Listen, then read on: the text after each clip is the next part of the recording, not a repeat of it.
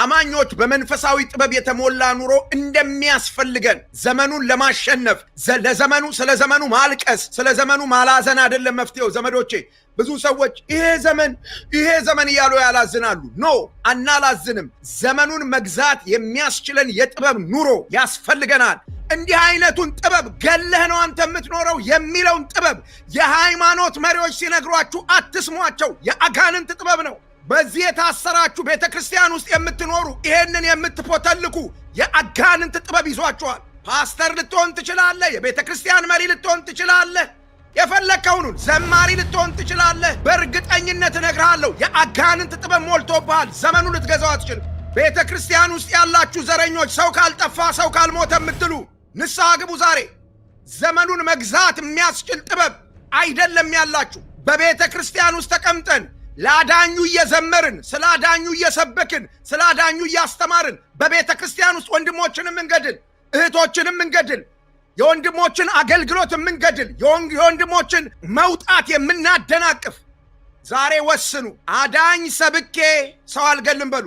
ዘመኑን እግዚአብሔር ይህንን ዘመን የመጨረሻውን ዘመን ለወንጌል የሰጠንን ዘመን ነፍሰ ገዳዮች ሳይሆኑ እኛ እንጠቀምበታለን። አሁን የምንኖርበት ዘመን በብዙ ክፉ ነገሮች የተሞላ ዘመን ነው። ሐዋርያው ቅዱስ ጳውሎስ ዋጁት የሚለን፣ ግዙት፣ ገንዘብ አርጉት የሚለን ይህንን ዘመን ነው። የደም አፍሳሽነትን ዘመን፣ የገዳይነትን ዘመን፣ የአጥፊነትን ዘመን ዋጁት፣ ግዙት፣ አስለቅቁት ይላል። ወንድሞችና እህቶች ዘመኑን እኛ ካልዋጀነው ክፉዎች ይሰሩበታል። ዘመኑን እኛ ካልዋጀነው ሰይጣን ይጠቀምበታል። ስለዚህ ዘመኑን መዋጀት የምርጫ ጉዳይ አይደለም፣ ግዴታ ነው። ኢትዮጵያ ምድር ላይ በተከሰተው ክፋት የተነሳ ጊዜ አባክነዋል። ወንጌል ሊናገሩበት የሚገባውን ወጥተው ስለ ዘር ጥላቻ ሲያወሩ፣ ሰው ሊያስታርቁበት የሚገባውን ወጥተው ስለ መከፋፈል ሲናገሩ፣ ሲሳደቡ፣ ሲተቹ ባከነባቸው ጊዜ ስንት ነፍስ ወደ ሲኦል ሄደ። ግድያ እንዴት እንደተጀመረ መጽሐፍ ቅዱስ በግልጥ ይነግረናል። ወንድም ወንድሙን በምን ምክንያት እንደገደለ፣ ወንድም ወንድሙን ለመግደል የመጀመሪያው ሰበብ፣ የመጀመሪያው በምድር ላይ የነፍስ ማጥፋት ወንጀል የተፈጸመው ዘፍጥረት መጽሐፍ ምዕራፍ 4 ነው። ዘፍጥረት መጽሐፍ ምዕራፍ 4 ላይ ሄደን ስናነብ እንደምናገኘው በአንድ ማህፀን ተኝተው የተወለዱ ከአንድ ማህፀን የተገኙ ሰዎች አንድ ቀን አንደኛው ሌላኛውን ገደለው። ምን ነበር ምክንያቱ? ምክንያቱ አንድ ነገር ነው። አቤል በእግዚአብሔር ፊት መስዋዕት አቀረበ፣ ቃየንም በእግዚአብሔር ፊት መስዋዕት አቀረበ። እግዚአብሔር ወደ አቤልና ወደ መስዋዕቱ ተመለከተ፣ ወደ ቃየንና ወደ መስዋዕቱ ግን እግዚአብሔር አልተመለከተም። ስለዚህ ቃየን እንደዚህ አለ፣ ይሄ አቤል በእግዚአብሔር ዘንድ ተቀባይነት አግኝቷል፣ ይሄ አቤል በእግዚአብሔር ዘንድ መስዋዕቱን እግዚአብሔር ተቀበለለት። ስለዚህ እንዴት አድርጎ ቢያቀርብ ነው እግዚአብሔር መስዋዕቱን የተቀበለው? እኔ ከአቤል ልማርና ከአቤል ከወንድሜ ትምህርት ወስጄ እግዚአብሔር የሚቀበለው አይነት መስዋዕት ላቅርብ ከማለት ይልቅ እግዚአብሔር የኔን መስዋዕት የሚቀበለው ቃየንን ሳጠፋው ነው አለ። አሁን እንደምንለው የኦሮሞ ህልውና የሚረጋገጠው አማራ ሲጠፋ ነው። የትግሬ ህልውና የሚረጋገጠው አማራ ሲጠፋ ነው፣ ጉራጌ ሲጠፋ ነው፣ ወላይታ ሲጠፋ ነው የሚለው የምድር ጥበብ በቃየን ውስጥ ገባበት። ቃየን በዚህ ልብ ሆኖ ወንድሙን በመግደል እሱ የተሻለ ለመሆን ሞከረ። ይሄ እንዲህ አይነቱ ጥበብ የአጋንንት ነው፣ ከምድር ነው፣ የሥጋ ነው። ንጽሕና የሚጀምረው ከራስ ነው። ንጹሕ አስተሳሰብ የሌለው ሰው ንጹሕ ነገር ሊናገር አይችልም። ንጹሕ ነገር የማይናገር ሰው ንጹሕ ተግባር ሊፈጽም አይችልም። ታዲያ ንጹሕ ተግባር የሌለው ሰው፣ ንጹሕ ንግግር የሌለው ሰው፣ ንጹሕ ሐሳብ የሌለው ሰው እንዴት አድርጎ ዘመኑን ይዋጃል? ምድራችን ላይ ስትሄዱ አሁን ብዙ ሰዎች አስደገመባት፣ አስደገመችበት፣ አስመተተበት ይባላል። ከዚህ ነው የሚመነጨው። የአጋንንት ጥበብ ነው። ምድሪቱ በዚህ የተያዘች ነች። አንዱ ሌላውን ለማምለጥ፣ አንዱ ከአንዱ የተሻለ ለመሆን በአንዱ ላይ ያስመትታል፣ በአንዱ ላይ ያስደግማል፣ አንዱን ያፈዛል፣ አንዱን ያስገድላል፣ አንዱን ያሳርዳል። አሁን ለይቶልናል። ጠመንጃ መዘን በሰይፍ እንጫረሳለን። ይሄ የአጋንንት ጥበብ ነው። እንዲህ አይነቱን ጥበብ አክቲቪስቶች ወጥተው ሲናገሩ አትስሟቸው። እንዲህ አይነቱን ጥበብ ፖለቲከኞች ሲናገሩ አትስሟቸው። እንዲህ አይነቱን ጥበብ አገር የሚመሩ ሰዎች ሲናገሩ አትስሟቸው።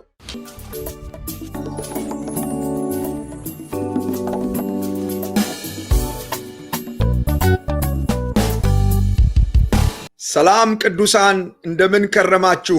በምድር ዙሪያ ሁሉ ያላችሁ ወንድሞቼና እህቶቼ የእግዚአብሔር ጸጋና ሰላም ከሁላችሁ ጋር በያላችሁበት ይሁን። ሰላምታችሁን አይቻለሁ፣ ሰላምታችሁን ተቀብያለሁ። እግዚአብሔር አምላክ ይባርካችሁ። እንዴት ናችሁ? እንዴት ከረማችሁ? ክብር ለጌታ ለኢየሱስ ይሁን። ይሄ ዘወትር በዚህ ሰዓት ከዚህ ከክርስቲያን ሚሽነሪ አሊያንስ የኢትዮጵያውያን ወንጌላዊት ቤተክርስቲያን እየተሰናዳ ወደ እናንተ የሚመጣው አገልግሎታችን ነው። እግዚአብሔርን ስለዚህ ጊዜ በጣም አድርገን እናመሰግናለን። በዚህ የሚዲያ አገልግሎት እግዚአብሔር አምላክ እየረዳን ዛሬ ላይ ደርሰናል። ክብር ለጌታ ይሁን። በዚህ ልትገለገሉ ከኛ ጋር አብራችሁ ያላችሁ ወገኖች ሁሉ በያላችሁበት በድጋሚ የእግዚአብሔር ጸጋና ሰላም ከሁላችሁ ጋር ይሁን። ጌታን በጣም አድርገን እናመሰግናለን። እንግዲህ ዛሬ ወደምናገርበት ርዕሰ ጉዳይ ከመግባቴ በፊት ለአገር የሚጠቅም ነገር እናገራለሁ። ዛሬ አስተዋውቃችኋለሁና ያንን ሰው ሁሉ እንዲያገኘው ሼር አድርጉት። ከዚያ ባለፈ ደግሞ እናንተ ሼር ስታደርጉ ሰዎች ወንጌል የመስማት እድላቸው ሰፊ ነው። እምነት እንዲሆንላችሁ ሼር በማድረጋችሁ ስለሚሰራው ሥራ አንድ ነገር ብቻ ልንገራችሁ። ትናንትና በነበረን አገልግሎት ልክ አገልግሎቱን ሲጨርስ ከሶማሊያ አንድ ሰው ደውሎ ጌታን መቀበል እንደሚፈልግ ነግሮኝ ጌታን ተቀበለ እና እናንተ ሼር አድርጋችሁ ነው። እኔ ሶማሊያ ድረስ ሄጄ አይደለም። እናንተ ሼር አድርጋችሁ ያ ሰው ወንጌል ሰምቶ ጌታን ለመቀበል ወስኖ ጌታን ተቀበለ። እግዚአብሔርን በጣም አድርገን እናመሰግናለን። እና በርከት አድርጋችሁ ሼር እንድታረጉት ጥቂት ደቂቃ ሰጣችኋለሁኝ። ሼር አድርጉት በደንብ፣ ላይክ ኮመንት አድርጉት በደንብ። ሃሌሉያ። ሰዎች እየተሳደቡ ላይክና ኮመንት ይጠይቃሉ። ሰዎች አገር እያፈረሱ ህዝብ እያጫረሱ ሼር አድርጉ ይላሉ። ኖ ሰው የዘላለም ሕይወት ቃል እንዲሰማ እኔ ደግሞ ሼር አድርጉ ላለሁ። ሼር አድርጉ፣ ኮመንት አድርጉ፣ ላይክ አድርጉ፣ በደንብ ይለቀቅ። አየሩ ላይ ይሄ ወንጌል ለመውጣት ያለበት። የጌታ ስም ለዘላለም የተባረከ ይሁን። ወደ ዛሬው መልእክት እመጣለሁኝ። እግዚአብሔርን እናመሰግናለን። በዚህ ቀን የምናገርበት ርዕስ በጥበብ ኑሮ ዘመኑን እንዋጅ የሚል ነው። አሜን። ክብር ለጌታ ይሁን። ዛሬ እግዚአብሔርን ቃል ማስተምራችሁ ይሄንን ዘመን እንዴት አድርገን ነው መዋጀት ያለብን። እንደ ክርስቲያን፣ እንደ አማኝ፣ የእግዚአብሔር ቃል እንዳለው ሰው፣ የእግዚአብሔር መንፈስ በውስጡ እንዳለበት ሰው፣ ከእግዚአብሔር እንደተወለደ ሰው፣ እንደ መንፈሳዊ ሰው እንዴት አድርገን ነው እሱ ዘመኑን መዋጀት የምንችለው? ይሄንን ዘመን መግዛት የምንችለው? ይሄንን ዘመን ለእግዚአብሔር ሐሳብ ሰይጣንን የምናከስረው? ሃሌሉያ። ዘመኑን የሚዋጁ ሰዎች ሰይጣንን ያከስሩታል። ሰይጣን የገዛውን ዘመን፣ ሰይጣን የሚሰለጥንበትን ዘመን ያከስሩታል። ዘመኑን በጥበብ ኑሮ መዋጀት። አሜን አሜን። እስቲ ከኔ ጋር እንዲበሉና ተናገሩ። ሰይጣንን አከስረዋለሁ በሉ። ክብር ለኢየሱስ ይሁን። የዛሬውን መልእክቴን የምጀምረው በዚህ ነው። ሰይጣንን አከስረዋለሁ። ጻፉ ይሄንን። ሰይጣንን አከስረዋለሁ። ሐሳቡን በማምከን ዘመኑ ላይ ሊሰራው ያቀደውን ነገር በማፍረስ ዘመኑ ላይ ሊረጨው ያለውን መጥፎ መርዝ በማርከስ ሰይጣንን አከስረዋለሁ። በጥበብ ኑሮ፣ ዋይዝ በሆነ ኑሮ፣ ጥበብ በተሞላ ኑሮ፣ በእግዚአብሔር ቃል ዕውቀት በተቃኘ ኑሮ ሰይጣንን አከስረዋለሁ። ተናገሩ። ዛሬ አናቱ ይወጋ። ሰይጣንን አከስረዋለሁ በሉ። ክብር ለጌታ ይሁን። የስ አከስረዋለሁ። ኪሳራ ይሆንበታል። ምድርን በጥላቻ፣ ምድርን በርኩሰት፣ ምድርን በአመፅ፣ ምድርን በገዳይነት ለመሙላት ዘመኑን በተለያየ ክፋት ሊያጨቀየው የፈለገ ሰይጣን ይከስራል። እግዚአብሔር አንቺን በጥበብ ኑሮ ይገልጣል። እግዚአብሔር አንተን በጥበብ ኑሮ ይገልጣል። በጥበብ ኑሮ ተገልጠህ የሰይጣንን ሥራ የምታፈርስበት ዘመን፣ ዘመኑን ከሰይጣን እጅ የምትነጥቅበት፣ ዘመኑን ለእግዚአብሔር ዓላማ የምትጠቀምበት፣ ዘመኑን ለእግዚአብሔር ፕሮግራም የምታውልበት ቀን ነው። ሃሌሉያ። ይሄንን እውነት የምንሞላበት ቀን ነው። ሰይጣንን አከስረዋለሁ። ተናገሩ። ይለይለት ዛሬ። ሰይጣንን አከስረዋለሁ። አየሩ ላይ ይሄንን አዋጅ አውጡ። ሰይጣንን አከስረዋለሁ። በጥበብ ኑሮ። እንዴት ታከስሬዋለሽ? በጥበብ ኑሮ፣ ዘመኑን በመዋጀት፣ ዘመኑን በመንጠቅ፣ ከእጁ ላይ ዘመኑን በመውሰድ። ኦኬ፣ ወደ ዛሬው ሐሳብ ስመጣ ምንድነው እሱ በዚህ ቀን ልናተኩርበት የሚገባ፣ በዚህ ትምህርት ውስጥ ልንይዘው ልንጨብጠው የሚገባ ነገር ምንድን ነው? ሁሌ እንደምናረግ ብይን ሰጠን እንንቀሳቀሳለን። አማኞች በተሰጣቸው ዘመን፣ እግዚአብሔር በሰጣችሁ ዘመን፣ መጽሐፍ ስለ ዳዊት ሲናገር ዳዊት በገዛ ዘመኑ የእግዚአብሔርን ሐሳብ አገልግሎ አለፈ ይላል። አሁን በአንቺ ዘመን ሰይጣን አይገለገልም። እግዚአብሔር ለአንቺ በሰጠኝ ዘመን፣ እግዚአብሔር ለአንተ በሰጠ ዘመን ክፉ ሰዎች አይገለገሉም። አማኞች በተሰጣቸው ዘመን ተገቢ የሆነውን በማድረግ እግዚአብሔርን እንዲያከብሩ ማሳሰብ ነው የዚህ ትምህርት ዋነኛ ዓላማ። ተገቢ የሆነ ነገር በማድረግ ተገቢ ያልሆነ ነገር ባለማድረግ ዘመናችንን ክፎች እንዳይጠቀሙበት፣ ሰይጣን እንዳይጠቀምበት፣ እኛ ብቻ ለእግዚአብሔር ክብር እንድንጠቀምበት ማሳሰብ የዚህ ትምህርት የመጀመሪያው ዓላማ ነው። ሁለተኛ አማኞች በመንፈሳዊ ጥበብ የተሞላ ኑሮ እንደሚያስፈልገን ዘመኑን ለማሸነፍ ስለ ዘመኑ ማልቀስ፣ ስለ ዘመኑ ማላዘን አይደለም መፍትሄው ዘመዶቼ። ብዙ ሰዎች ይሄ ዘመን እያሉ ያላዝናሉ። ኖ አናላዝንም። ዘመኑን መግዛት የሚያስችለን የጥበብ ኑሮ ያስፈልገናል። ያንን ኑሯችንን የምንቃኝበትን ጥበብ እንዴት እንቀዳለን? እንዴት እናገኛለን? አሁን በእግዚአብሔር ቃል እንማራለን። ሶስተኛው አማኞች እውነተኛውን የጥበብ ኑሮ እንዲገነዘቡትና እንዲለማመዱት ማበረታታት ነው። የጥበብ ኑሮ የሚባለው ነገር ምንድን ነው? እሱን ካወቅን በኋላ እንዴት እንኑረው፣ ተጽዕኖ ምን ይመስላል የሚለውን ነገር በእግዚአብሔር ቃል እናያለን። ሁለት የመጽሐፍ ቅዱስ ክፍሎች የትምህርታችን ዋነኛ አውደ ምንባቦች ናቸው። ኤፌሶን መጽሐፍ ምዕራፍ 5 ቁጥር 15 እስከ ቁጥር 21 አንደኛው አውደ ምንባባችን ነው። የምትችሉ ሰዎች ፖስት አድርጉልኝ። ኤፌሶን መጽሐፍ ምዕራፍ 5 ቁጥር 15 እስከ 21። ሁለተኛው ደግሞ ያዕቆብ መጽሐፍ ምዕራፍ 3 ቁጥር 13 እስከ 17። እሱንም ፖስት አድርጉልኝ የምትችሉ ሰዎች። ኤፌሶን ምዕራፍ 5 ቁጥር 15 እስከ 21 እና ያዕቆብ መጽሐፍ ምዕራፍ 3 ቁጥር 13 እስከ 17 ያለውን ቦታ ፖስት አድርጉልኝ። የእግዚአብሔር ስም ለዘላለም የተባረከ ይሁን። እነዚህ ትምህርታችን የሚመሰረትባቸው አውደ ምንባቦች ናቸው። የእግዚአብሔርን ቃል ላንብብ ከኤፌሶን መጽሐፍ ምዕራፍ 5። እንግዲህ እንደ ጥበበኞች እንጂ ጥበብ እንደሌላቸው ሳይሆን እንዴት እንደምትመላለሱ በጥንቃቄ ተጠበቁ። ቀኖቹ ክፉዎች ናቸውና ዘመኑን ዋጁ። ዘመኑን ምን በሉ? ዋጁ። እስቲ ዘመኑን ዋጃለሁ በሉኝ። የጌታ ስም የተባረከ ይሁን። አዋጅ አውጡ ዛሬ። መጽሐፍ ቅዱስ ነው የሚያዘው። ዘመኑን ዋጁ። ልክ የውላችሁ ዝሙት አትስሩ፣ አትዋሹ፣ አትስረቁ እንደሚለው ትእዛዝ ሁሉ ይሄ እግዚአብሔር ቃል ምን ይላል? ዘመኑን ዋጁ። በቃ ትእዛዝ ነው። ዘመኑን ዋጁ። ዘመኑን ዋጃለሁ በሉ እስቲ። ዋጃለሁ። መዋጀት ማለት መግዛት ማለት ነው። ወይም መዋጀት የሚለውን ሐሳብ ትንሽ ልተርጉመው።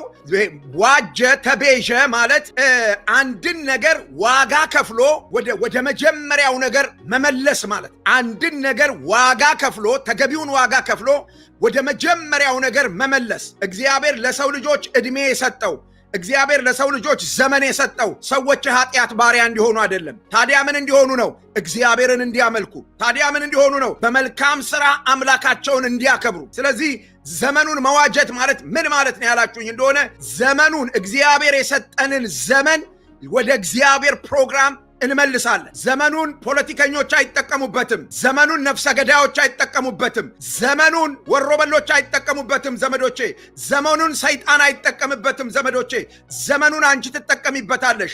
ዘመኑን አንተ ትጠቀምበታለህ። ዘመኑን እግዚአብሔር ይህንን ዘመን የመጨረሻውን ዘመን ለወንጌል የሰጠንን ዘመን ነፍሰ ገዳዮች ሳይሆኑ እኛ እንጠቀምበታለን። ክብር ለጌታ ይሁን። እንዋጀዋለን፣ እንገዛዋለን። እንዴት እንገዛዋለን? እመጣለሁኝ ዘመዶቼ። አሁን የምንኖርበት ዘመን በብዙ ክፉ ነገሮች የተሞላ ዘመን ነው። ይሄ አሁን ያለንበት ዘመን በጣም ብዙ ክፉ ነገሮች ይታያሉ። ሰዎች ይሞታሉ፣ ሰዎች ይገደላሉ፣ በሽታ አለ፣ ፍትህ ይዛባል፣ ሙሰኝነት፣ ሌብነት፣ ዘረኝነት፣ ጥላቻ ምድርን የሞላበት ዘመን ነው። ከዛ ሁሉ በላይ የሞራል ውድቀት ምድርን ያጥለቀለቀበት፣ የሞራል ውድቀት ምድርን ያጥለቀለቀበት፣ ሰዎች በዝሙት ርኩሰት የተበላሹበት፣ የሰዎች ትዳር ተአማኒነት ያጣበት፣ ብዙ ልጆች ወላጅ አልባ ሆነው በየጎዳናው የወደቁበት፣ ተማሪ የሆኑ ልጆች ትምህርታቸውን እንዳይጨርሱ በልዩ ልዩ ሱስ፣ በልዩ ልዩ ክፋት እየተጠለፉ በመንገድ የሚወድቁበት፣ ዘርዝረን የማንጨርሰው ክፋት የነገሰበት ዘመን ነው ይሄ ዘመን። ሐዋርያው ቅዱስ ጳውሎስ በሕይወት በነበረበት ዘመን ወይም ባገለገለበት ዘመን ደግሞ እነዚህ አሁን የነገርኳችሁ ርኩሰቶች፣ ክፋቶች ብቻ ሳይሆኑ የነበረው ቅዱሳን ያለምንም ወንጀል ያለምንም ጥፋት የሚታሰሩበትና የሚገደሉበት ክፉ ዘመን ደግሞ ነበረ። ሐዋርያው ቅዱስ ጳውሎስ ዋጁት የሚለን፣ ግዙት፣ ገንዘብ አርጉት የሚለን ይህንን ዘመን ነው። የደም አፍሳሽነትን ዘመን፣ የገዳይነትን ዘመን፣ የአጥፊነትን ዘመን ዋጁት፣ ግዙት፣ አስለቅቁት ይላል። ወንድሞችና እህቶች ዘመኑን እኛ ካልዋጀነው ክፉዎች ይሰሩበታል። ዘመኑን እኛ ካልዋጀነው ሰይጣን ይጠቀምበታል። ስለዚህ ዘመኑን መዋጀት የምርጫ ጉዳይ አይደለም፣ ግዴታ ነው። ስለዚህ እግዚአብሔርን የሚያገለግሉበት በቂ ጊዜ እነዛ በጳውሎስ ዘመን የነበሩ ቅዱሳን ይገደሉ፣ ይታሰሩ፣ ይሞቱ፣ ግፍ ይፈጸምባቸው ስለነበር እግዚአብሔርን የሚያገለግሉበት በቂ ጊዜ አልነበራቸው። እናም እነዚህ ክርስቲያኖች ያላቸውን ጊዜ ከዚህ ክፉ ነገር የተነሳ እንዳያባክኑ ሐዋርያው ቅዱስ ጳውሎስ በዚያ ዘመን ከነበረው ክፋት የተነሳ ጊዜያቸውን እንዳያባክኑ አሁን ብዙ ቅዱሳን፣ በጣም ብዙ አገልጋዮች ኢትዮጵያ ምድር ላይ በተከሰተው ክፋት የተነሳ ጊዜ አባክነዋል። ወንጌል ሊናገሩበት የሚገባውን ወጥተው ስለ ዘር ጥላቻ ሲያወሩ፣ ሰው ሊያስታርቁበት የሚገባውን ወጥተው ስለ መከፋፈል ሲናገሩ፣ ሲሳደቡ፣ ሲተቹ ባከነባቸው ጊዜ ስንት ነፍስ ወደ ሲኦል ሄደ እና ጳውሎስ እንደዚህ እንዳያባክኑ ከሰጠው ማሳሰቢያ ውስጥ ዘመንን ስለመዋጀት በዚህ ጊዜ እንድንማር እግዚአብሔር ዕድል ሰጥቶናል። ይህንን እናደርጋለን። ዘመኑን ለመዋጀት ምን እናድርግ? የመጀመሪያው ዘመኑን ለመዋጀት ዘመኑን ለመግዛት የሚያስፈልገን ነገር ምንድን ነው ካላችሁ፣ ጥበብ እንዳለው ጥበበኛ ለመኖር ራሳችንን መስጠት ነው። እና ጥበብ እንዳለው ጥበበኛ ለመኖር ምን እናድርግ? ዘመዶቼ፣ ዘመኑን ለመግዛት የመጀመሪያው የሚያስፈልገን ሕጋዊ ገንዘብ ጥበብ ይባላል። ጥበብ፣ የጌታ ስም የተባረከ ይሁን። ዘመኑን የሚገዙት ጠቢባን ናቸው፣ ሞኞች አይደሉም፣ ሰነፎች አይደሉም። ጠቢባን ግን ዘመኑን ይገዛሉ። ሰነፍ በልቡ አምላክ የለም ይላል። ስለዚህ ጥበብን አያውቅም። ዘመዶቼ፣ ዘመኑን ለመግዛት የሚያስፈልገን የመጀመሪያው ሕጋዊ ገንዘብ ጥበብ ይባላል። በዚያ ጥበብ እንዳለው ሰው መኖር፣ ጥበብ እንዳለው ሰው እንደ ጥበበኛ ለመኖር። ዘመዶቼ፣ ከዚህ ቀን በኋላ እንደ ሞኛ አንኖርም፣ ተዝረክርከን አንኖርም፣ ግን በጥበብ እንኖራለን። ሌሎችን የሚማርክ ሕይወት፣ ሌሎችን የሚማርክ የህይወት ስርዓት እንመራለን። እንዴት? በጥበብ። ኦኬ። ይሄንን ለማድረግ የመጀመሪያው የሚያስፈልገን ነገር ምንድነው? እሱ የጥበብን ትርጉም መረዳት።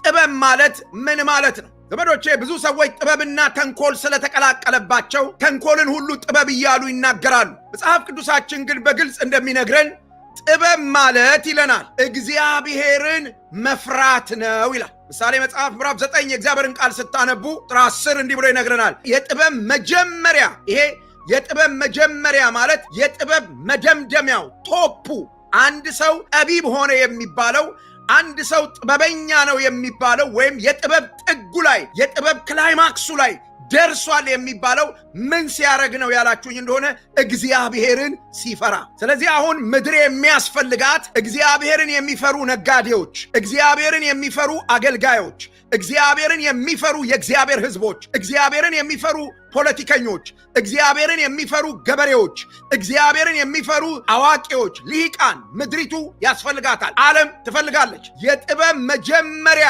እግዚአብሔርን መፍራት። ሰው ጠቢብ ሆነ የሚባለው ኒክሎር ቦምብ ሲሰራ አይደለም። ሰው ጠቢብ ሆነ በጥበብ ተሞላ የሚባለው ባዮሎጂካል ፈንጂ ሲፈጥር አይደለም። ሰው ጠቢብ ሆነ የሚባለው በሰማይ የሚቆይ መንኩራኩር ሲልክ አይደለም። ሰው ጥበበኛ ሆነ የሚባለው እግዚአብሔርን ሲፈራ ነው። የጥበብ ጥጉ፣ የጥበብ ክላይማክሱ፣ የጥበብ ጣራው እግዚአብሔርን መፍራት። ስለዚህ የመጀመሪያው በጥበብ ኑሮ ዘመንን ለመዋጀት የሚያስፈልገን ነገር ምንድን ነው? እሱ ከተባለ የጥበብን ትርጉም መረዳት። ሁለተኛው የጥበብ ትርጉም ምን ማለት ነው ካላችሁ፣ ከኃጢአት መራቅ ወይም መሸሽ። መጽሐፉ ምን ይላል? የጥበብ መጀመሪያ እግዚአብሔርን መፍራት ነው። ቅዱሱን ማወቅ ማስተዋል ነው። ከኃጢአትም መራቅ ማስተዋል ነው ብሎ የእግዚአብሔር ቃል ይናገራል። ዘመዶቼ፣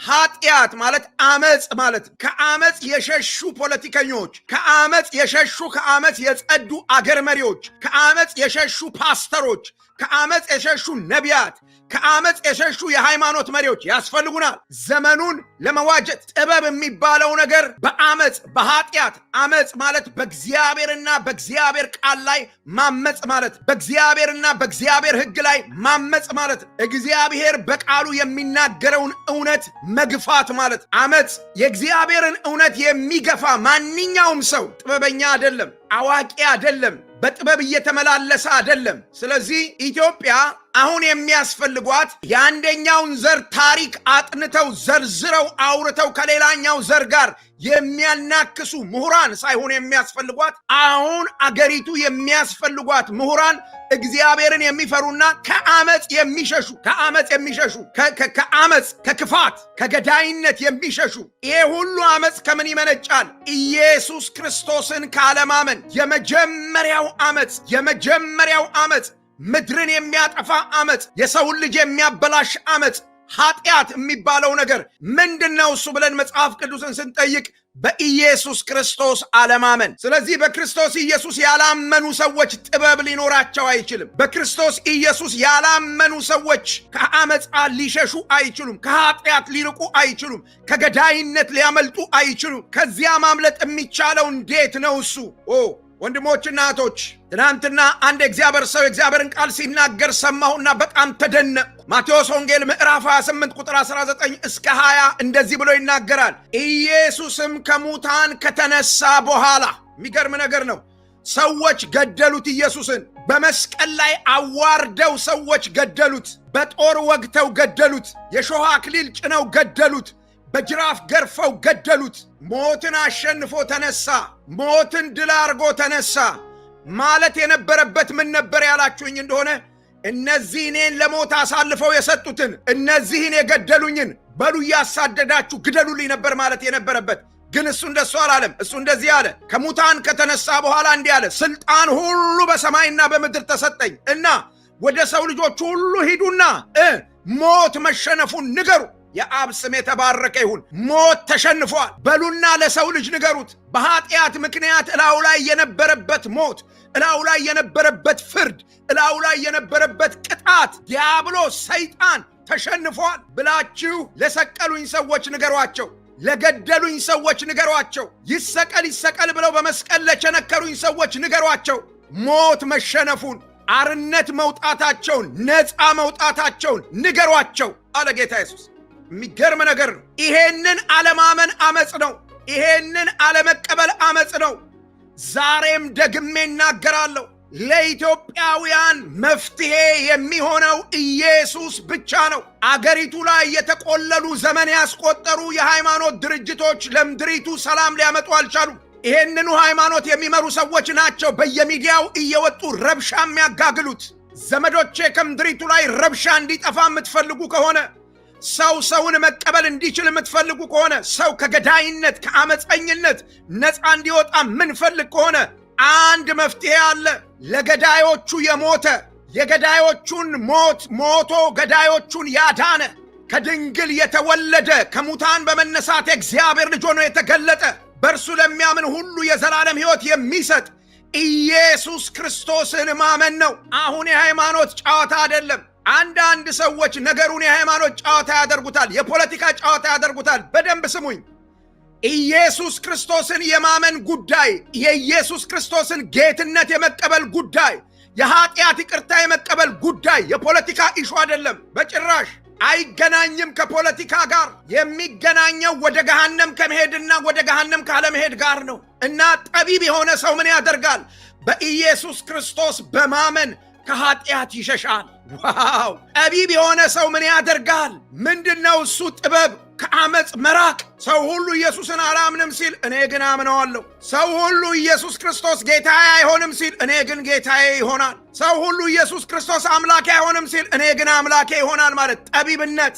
አሜን አሜን። እስቲ ኢየሱስ ጌታው የሆነለት ጠቢብ ሰው፣ አስተዋይ ሰው፣ ከአመፅ የራቀ ሰው፣ ከኃጢአት የራቀ ሰው አለ እዚህ ውስጥ? ኢየሱስ ጌታዬ ነው ይበልና ይናገር። እስቲ ተናገሩ። ኢየሱስ ጌታችሁ የሆነ፣ ኢየሱስ አዳኛችሁ የሆነ፣ በእርሱ አምናችሁ ከሞት ያመለጣችሁ ሰዎች አላችሁ። ኢየሱስን ማመን ጥበብ ነው በሉና ጻፉልኝ። ቶሎ በሉ። ኢየሱስን ማመን ጥበብ ነው በሉልኝ። የሃይማኖት ጨዋታ አይደለም። ከአንዱ ሃይማኖት ወደ አንዱ ሃይማኖት የመሸጋገር ጉዳይ አይደለም። ኢየሱስን ማመን ጥበብ ነው። ኢትዮጵያውያን የጎደለን ጥበብ ይሄ ነው። እርስ በርስ የሚያባላን ነገር ይሄ ነው ዘመዶቼ። ኢየሱስን ማመን ጥበብ ነው። ኢየሱስን ማመን ጥበብ ነው፣ ማስተዋል ነው። አንድ ሰው አስተውሏል የሚባለው፣ መረዳቱ አድጓል የሚባለው ፊዚክስና ኬሚስትሪ ሲቀምር አይደለም፣ ኢየሱስን ሲያምን። ዋው! ማንን ማመን? ኢየሱስን ማመን። እናንተ እየተናገሩ እስቲ ኢየሱስን ማመን ጥበብ ነው በሉ። ኢየሱስን ማመን ጥበብ ነው። አንዳንድ ሰዎች በኢየሱስ ክርስቶስ ማመናቸው ያሸማቅቃቸዋል። የኔ ወንድም አያሸማቅቅም። በኢየሱስ ማመን ጠቢብነት ነው፣ አስተዋይነት ነው። ኋላ ቀርነት አይደለም። ኢየሱስን አናምንም ብለው ሰልጥነናል፣ ወደፊት ሄደናል ያሉ ኋላ አልቀረንም ያሉ ሰዎች ምንድነው የሆኑት ካላችሁኝ፣ እንደ እንስሳ ጾታቸውን እንኳን ሳይለዩ ወንድ ከወንድ ጋር ወደ መጋባት ነው የመጡት። ሴት ከሴት ጋር ወደ መጋባት ነው የመጡት። የስልጣኔያቸው ጥግ ይሄ ነው። ከሰውነት የሚያወርድ ሰው የሚያደርግ ኢየሱስ ነው። ኢየሱስን ማመን ማስተዋል ነው። ዋው! በጥበብ ኑሮ ዘመኑን ለመዋጀት ምን ያስፈልገኛል? በኢየሱስ ማመን፣ በኢየሱስ ክርስቶስ ማመን። አንተ ተናገር፣ ኢየሱስን ማመን ጥበብ ነው በልባክ። ግድ የለህም። ኧረ ስሙ ለዘላለም የተቀደሰ ይሁን። እንግዲህ የጥበብ ትርጉም ምን ማለት ነው ያለ እንደሆነ፣ አንደኛ እግዚአብሔርን መፍራት፣ ሁለተኛ ከኃጢአት መራቅ ነው። እንዲህ አይነቱ ጥበብ ከየት ይገኛል? እንዲህ አይነቱን ጥበብ ከየት አመጣዋለሁ? የትኛው ዩኒቨርሲቲ ብገባ ነው ይሄኛውን ጥበብ የማመጣው? የትኛው ዩኒቨርሲቲ ብቀላቀል ነው? የትኛው ስኮላር ቢያስተምረኝ ነው ይሄንን ጥበብ ላገኘው የምችለው? ይሄ ጥበብ የሚገኝበት መንገድ በጣም ቀላል ነው። ያዕቆብ መጽሐፍ ምዕራፍ 3 የእግዚአብሔር ቃል እንደዚህ ብሎ ይናገራል። ስለዚህ ጥበብ ሁለት አይነት ጥበብ አለ። አንደኛው ጥበብ ዘመዶቼ ከላይ የሆነ ጥበብ ነው፣ ወይም ከእግዚአብሔር የሚመጣ ጥበብ ነው። ሁለተኛው ጥበብ ከታች ከምድር ከሥጋ ከአጋንንት የሆነ ጥበብ ነው። ስለዚህ ዘመኑን መዋጀት የሚያስችለን ጥበብ የትኛው ነው ያልን እንደሆነ ከላይ የሚመጣው ጥበብ መጽሐፍ እንዲህ ብሎ ይመክራል። በያዕቆብ መጽሐፍ ምዕራፍ 1 ቁጥር 5 ላይ እንደዚህ ይላል፣ ከናንተ ማንም ጥበብ የሚጎድለው ሰው ቢኖር ከናንተ ማንም ጥበብ የሚጎድለው ሰው ቢኖር ሳይነቅፍ በልግስና የሚሰጠውን እግዚአብሔርን ይለምን። እግዚአብሔር ደግሞ ምን ያደርገዋል? ይሰጠዋል። ከላይ የሚመጣውን ጥበብ የምናገኘው ከላይ ብቻ ነው። ከላይ የሚመጣውን ጥበብ የምንካፈለው ከላይ የመጣውን ጌታ በማመን ብቻ ነው። ደግሜ እናገራለሁኝ። ከላይ የተገኘውን ጥበብ፣ ከላይ የሚገኘውን ጥበብ፣ ከላይ የሚመጣውን ከሰማይ የሚመጣውን ከእግዚአብሔር የሚመጣውን ጥበብ ማግኘት የሚቻለው መካፈል የሚቻለው ከሰማይ የመጣውን ሰው የሆነውን ሞትን ያሸነፈውን በዚህ ምድር ላይ በጥበብ በመለኮታዊ ጥበብ የተመላለሰውን ኢየሱስ ክርስቶስን በማመን ብቻ ነው። ምክንያቱም ጌታ ኢየሱስ እንደዚህ ብሎ ተናገረ፣ አብ በስሜ የምትለምኑትን ሁሉ ያደርገዋል። መለኮታዊውን ጥበብ ትፈልጋለህ? ዘመኑን የምትዋጅበት ዛሬ በክርስቶስ እመን። ዛሬ በክርስቶስ እመኚ። ዛሬ ሕይወትሽን ለኢየሱስ ስጪ። ዛሬ ሕይወትህን ስጥ። አገር የምትመራበትን ጥበብ ትፈልጋለህ? ትዳርህን የምትመራበትን ጥበብ ትፈልጋለህ? ከሰዎች ጋር በሰላም የምትኖርበትን ጥበብ ትፈልጋለህ? ከጎሳዎች ጋር ሳትባላ፣ ሳትጋጭ፣ ሳትጫረስ መኖር ትፈልጋለህ? እንዲህ አይነት ጥበብ ማግኘት ትፈልጋለህ? ከላይ የሚመጣ ጥበብ ያስፈልግሃል። ለዚህ ይሄ ከላይ የሚመጣው ጥበብ መንገዱ ከላይ የሚመጣበት ከላይ የመጣው የእግዚአብሔር ልጅ ኢየሱስ ነው። ያለ ኢየሱስ ይሄንን ጥበብ አታገኘውም። ያለ ኢየሱስ ይሄ ጥበብ ወደ ሕይወት አይመጣም። ታችኛይቱ ጥበብስ የማናት? ከምድር የምትበቅል ስለ ምድር ብቻ የምታወራ በምድር ላይ ሌላውን አጥፍተህ እንዴት እንደምትኖር የምታሳይ ጥበብ። ምንጯ ማን ነው? እሱ አጋንንት። መጽሐፍ ቅዱስ ይሄን ይናገራል። ምንጯ ማን ነው? እሱ ሥጋ፣ አሮጌው ተፈጥሮ። ተመልከቱ የእግዚአብሔር ቃል ምን ብሎ እንደሚናገር። የእግዚአብሔር ቃል እንዲህ ይላል። ያዕቆብ መጽሐፍ ምዕራፍ 3 ቁጥር 13 ከእናንተ ጥበበኛና አስተዋይ ማን ነው? መልስ መስጠት ይጠይቃል። ይሄ መጽሐፍ ጥያቄ ይጠይቃል። ጥበበኛና አስተዋይ የሆነ ሰው ማን ነው? እንዴት አድርጎ ያሳይላል መጽሐፉ? ጥበበኝነቱን እንዲህ ይላል፣ ከእናንተ ጥበበኛና አስተዋይ ማን ነው? በመልካም አኗኗር በመልካም አኗኗር የሚገለጥ ጥበብ። በመልካም አኗኗር የሚገለጥ ጥበብ ዘመኑን መግዛት ያስችላል። መጽሐፉ ይህንን ይመክረናል። ጥበብ እንዳላቸው እንጂ ጥበብ እንደሌላቸው አትኑሩ። ዘመኑን ምን ለማድረግ? ለመዋጀት፣ ዘመኑን ለመግዛት። ዘመዶቼ ፕሮግራም የሚካፈሉ ሰዎች ብቻ አይደሉም አሁን ዘመኑን መግዛት የሚችሉ። ብዙ ስብከት፣ ብዙ ትምህርት የተማሩ ሰዎች አይደሉም ዘመኑን መግዛት የሚችሉ። ከላይ የመጣው ጥበብ የሞላባቸው በጥበብ መልካም ኑሮን መኖር የሚችሉ ሰዎች እነሱ ዘመንን ይገዛሉ። ስለዚህ እግዚአብሔር ቃል እንዲህ ይላል፣ ነገር ግን መራራ ቅናትና አድመኝነት በልባችሁ ቢኖርባችሁ አትመኩ፣ በእውነት ላይ አትዋሹ። ይሄ ጥበብ ከላይ የሚወርድ አይደለም። ይሄ ጥበብ ከላይ የሚወርድ አይደለም፣ ነገር ግን የምድር ነው፣ የሥጋ ነው፣ የአጋንንትም ነው ይላል። ታችኛይቱ ጥበብ ከምድር ከሥጋ ከአጋንንት የምትገኝ ጥበብ ናት። በዚህ ጥበብ ዘመኑን መዋጀት አይቻልም። የሁለቱ ጥበቦች ልዩነታቸው ምንድን ነው? ላይኛይቱ ጥበብና ታችኛይቱ ጥበብ የሚያለያያቸው ነገር ምንድን ነው? እሱን ላንሳ። ዘመኑን ለመዋጀት እንድንችል ትክክለኛውን ጥበብ መሞላታችንን እንድናረጋግጥ መጀመሪያ ስለ ታችኛይቱ ጥበብ ልናገር። የእግዚአብሔር ቃል እንዲህ ይላል፣ መራራ ቅናት፣ አድመኝነትና ሁከት፣ ክፉ ሥራ በእናንተ ዘንድ ካለ የአጋንንት ጥበብ ሞልቶባችኋል ይላል። እየሰማችሁ ነው ዘመዶቼ? መራራ ቅናት፣ በወንድም ላይ የምትቀና ከሆነ በወንድም ላይ የምትቀና ከሆነ ገዳይ ትሆናለህ። መጽሐፍ ቅዱሳችንን ስናጠና ግድያ እንዴት እንደተጀመረ መጽሐፍ ቅዱስ በግልጥ ይነግረናል። ወንድም ወንድሙን በምን ምክንያት እንደገደለ፣ ወንድም ወንድሙን ለመግደል የመጀመሪያው ሰበብ፣ የመጀመሪያው በምድር ላይ የነፍስ ማጥፋት ወንጀል የተፈጸመው ዘፍጥረት መጽሐፍ ምዕራፍ 4 ነው። ዘፍጥረት መጽሐፍ ምዕራፍ 4 ላይ ሄደን ስናነብ እንደምናገኘው ቃየን የአዳም ልጅ ነው። አቤል የአዳም ልጅ ነው። ቃየን የሔዋን ልጅ ነው። አቤል የሔዋን ልጅ ነው። በጣም የሚገርመው ነገር በአንድ ማህፀን ተኝተው የተወለዱ ከአንድ ማህፀን የተገኙ ሰዎች አንድ ቀን አንደኛው ሌላኛውን ገደለው። ምን ነበር ምክንያቱ? ምክንያቱ አንድ ነገር ነው። አቤል በእግዚአብሔር ፊት መስዋዕት አቀረበ። ቃየንም በእግዚአብሔር ፊት መስዋዕት አቀረበ። እግዚአብሔር ወደ አቤልና ወደ መስዋዕቱ ተመለከተ። ወደ ቃየንና ወደ መስዋዕቱ ግን እግዚአብሔር አልተመለከተም። ስለዚህ ቃየን እንደዚህ አለ፣ ይሄ አቤል በእግዚአብሔር ዘንድ ተቀባይነት አግኝቷል። ይሄ አቤል በእግዚአብሔር ዘንድ መስዋዕቱን እግዚአብሔር ተቀበለለት። ስለዚህ እንዴት አድርጎ ቢያቀርብ ነው እግዚአብሔር መስዋዕቱን የተቀበለው? እኔ ከአቤል ልማርና ከአቤል ከወንድሜ ትምህርት ወስጄ እግዚአብሔር የሚቀበለው አይነት መስዋዕት ላቅርብ ከማለት ይልቅ እግዚአብሔር የኔን መስዋዕት የሚቀበለው ቃየንን ሳጠፋው ነው አለ። አሁን እንደምንለው የኦሮሞ ህልውና የሚረጋገጠው አማራ ሲጠፋ ነው። የትግሬ ህልውና የሚረጋገጠው አማራ ሲጠፋ ነው። ጉራጌ ሲጠፋ ነው። ወላይታ ሲጠፋ ነው የሚለው የምድር ጥበብ በቃየን ውስጥ ገባበት። ቃየን በዚህ ልብ ሆኖ ወንድሙን በመግደል እሱ የተሻለ ለመሆን ሞከረ። ይሄ እንዲህ አይነቱ ጥበብ የአጋንንት ነው፣ ከምድር ነው፣ የሥጋ ነው። ወንድምህን በማጥፋት እህትህን በማጥፋት ሌላውን በማስወገድ ሌላውን በማሳነስ ሌላውን ዲስትሮይ በማድረግ አንተ የምትደምቅበት አሰራር ጥበብ አይደለም፣ ተንኮል ይባላል። እንዲህ አይነቷ ጥበብ ያጋንንት ናት፣ ትቅርብን። ወንድምን በሾኬ ጠልፎ ከመሞት፣ ወንድምን በሾኬ መጥቶ ጠልፎ ጥሎ ከመበልጠግ፣ ዘመዶቼ ምድራችን ላይ ስትሄዱ አሁን ብዙ ሰዎች አስደገመባት፣ አስደገመችበት፣ አስመተተበት ይባላል። ከዚህ ነው የሚመነጨው፣ የአጋንንት ጥበብ ነው። ምድሪቱ በዚህ የተያዘች ነች።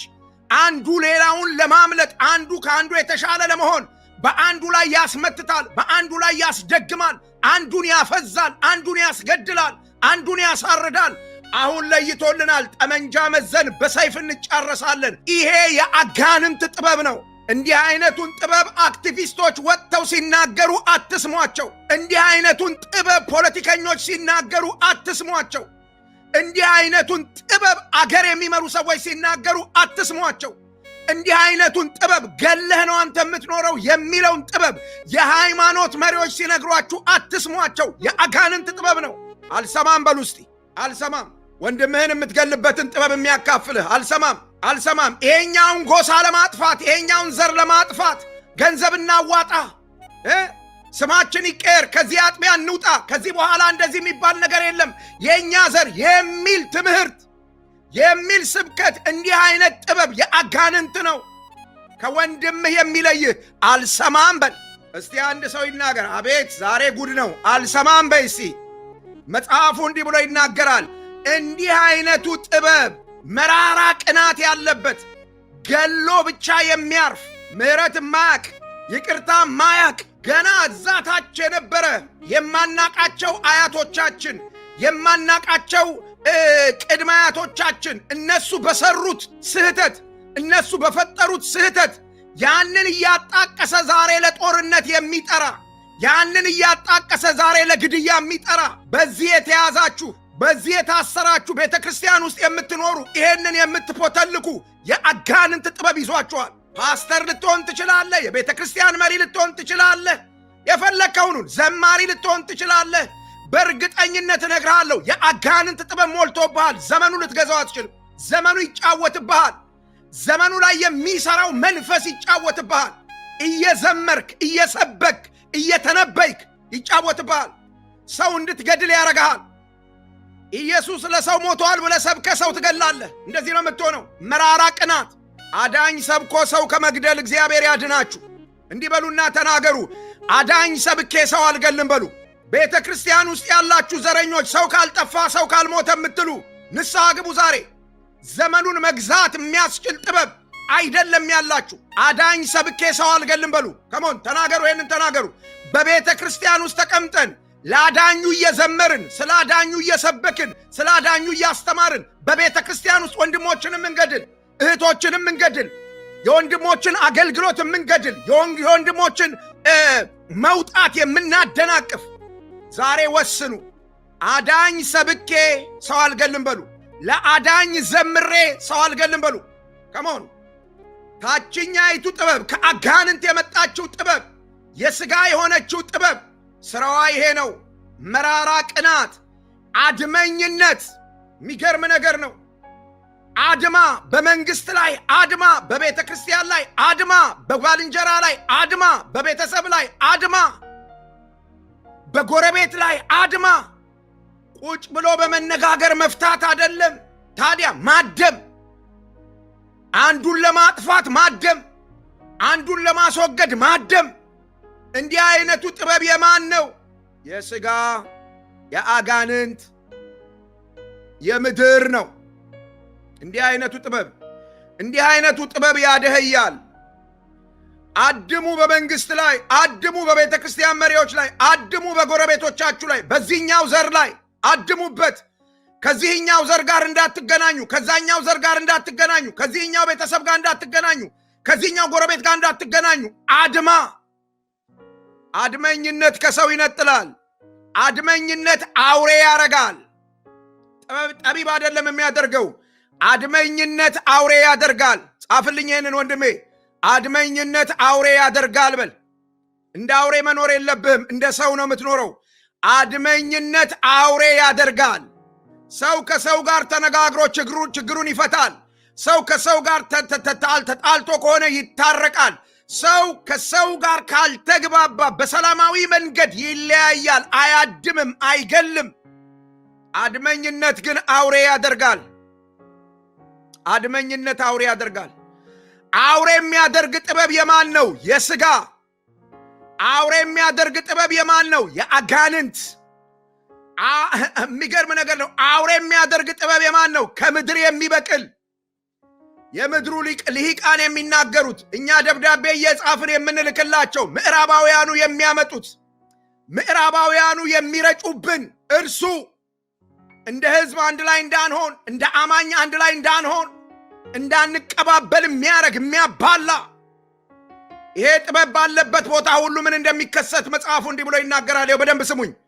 የአጋንንት ጥበብ፣ የሥጋ ጥበብ፣ የምድር የሆነ ጥበብ ባለበት ቦታ ሁሉ አንድ ነገር ይሆናል ይላል መጽሐፉ።